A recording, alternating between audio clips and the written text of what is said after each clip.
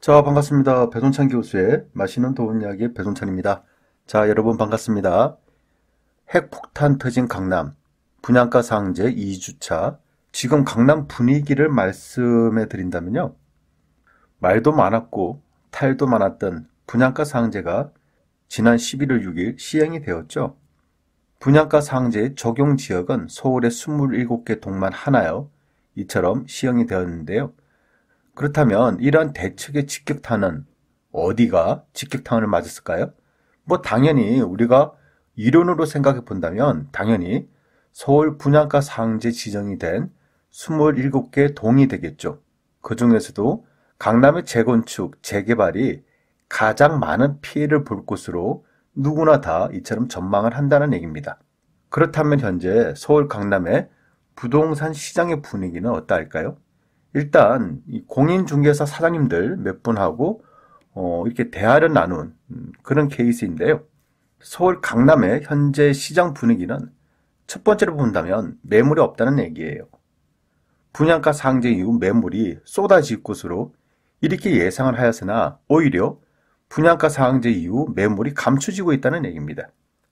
그동안은 부동산 규제 정책이 나오면 무서워서 파는 사람들이 증가됐는데 요번 분양가 상한제는 이상하리만큼 분양가 상한제가 한다고 발표가 되는데 매물이 오히려 줄어든다는 얘기예요. 두 번째로 본다면 대기 매수자들의 전화가 오고 있다는 얘기입니다. 또 이러한 전화가 증가되고 있다는 얘기예요. 혹시 분양가 상한제 시행이 됐는데요. 혹시 떨어진 아파트 있나요? 이런 사람들이 많다는 얘기입니다. 즉 조금이나마 가격이 좀 떨어지면 매수를 하겠다는 매수 대기자들이 전화가 이처럼 많이 오고 있다는 얘기예요. 따라서 이처럼 세 번째로 보면 강남 부동산 가격이 분양가 상한제 시행 이후 가격이 떨어지는 것이 아니라 오히려 강남 부동산의 가격이 더 상승 중에 있다는 얘기예요. 매도인이 아파트를 팔겠다고 부동산에 매물을 던졌어요. 그래서 부동산은 매수인 작업을 해가지고 투자가 나타났다라고 전화를 하고 가계약금으로 돈을 입금합니다. 통장 번호 좀 알려주세요 라고 이렇게 전화를 하면 통장 번호를 안 알려준다는 얘기예요. 그리고 그 다음 날에는 몇천만 원 더 올려받는다는 얘기입니다. 이러한 분위기가 요즘 서울 강남에서 일어나고 있는 분위기라는 얘기입니다. 그만큼 매도자가 가격을 결정하는 매도자 우위의 시장 분위기라는 거죠. 비단 공인중개사 사장님들의 일방적인 이야기, 이런 이야기만은 아닌 것 같아요. 왜냐하면 한국감정원의 보도 자료에 의한다 하더라도요.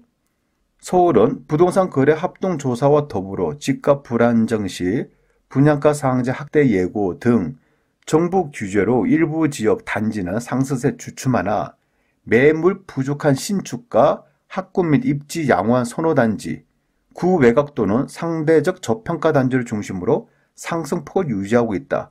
여기서 핵심은 매물 부족한 신축과 학구 및 입지 양호한 선호단지, 여기를 어디로 의미할까요? 제가 보기에는 강남 아닐까요? 그렇죠.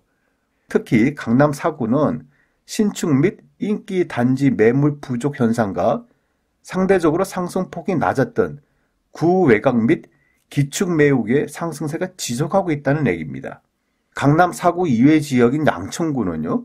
거주 선호도가 높은 목동 신시가지 내 평양 갈아타기와 인근 신축 단지 수요로 동작구는 사당 상도 흑석동 위주로 영등포구는 여의도 재건축과 양평 당상동 갭매우로 상승 중에 있다는 얘기입니다. 결국 현재로서는 분양가 상한제로 집값을 잡겠다는 정책은 분양가 상한제를 피한 지역, 양천구나 동작구나 가천 등은 상승 중에 있고요. 조정 대상 지역에서 해제가 된 부산, 남양주시, 고양시 상승으로 전환됐다는 얘기예요.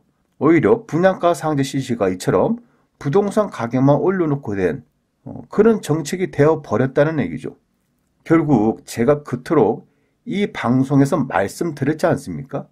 요번 분양가 상한제는 2007년 종국 읍면동 단위에까지 전국적으로 다 동시에 시행된 초강력 분양가 상한제 정책이 아니기 때문에 지금의 분양가 상한제 정책은 큰 허점이 있다는 얘기예요. 따라서 이러한 큰 허점으로 인해서 집값 급등을 막기는커녕 집값을 더 부추긴 이러한 정책이 되고 말았다는 얘기입니다.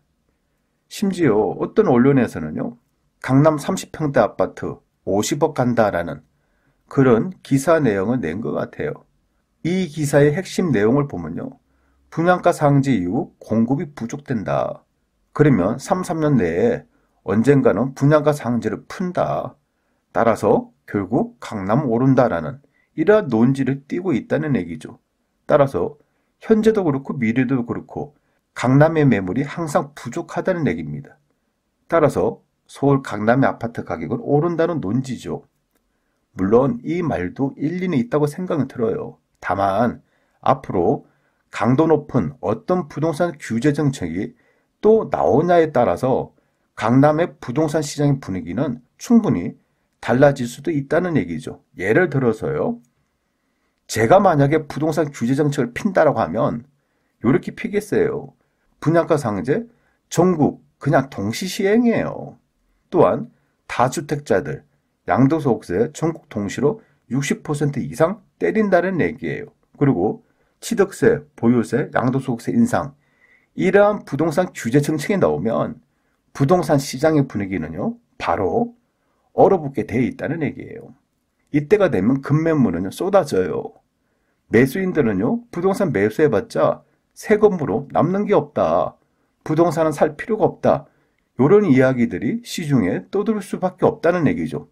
그러면 부동산 가격은 어떻게 될까요? 당연히 이때쯤 되면 부동산 가격은 하락할 수밖에 없다는 얘기죠.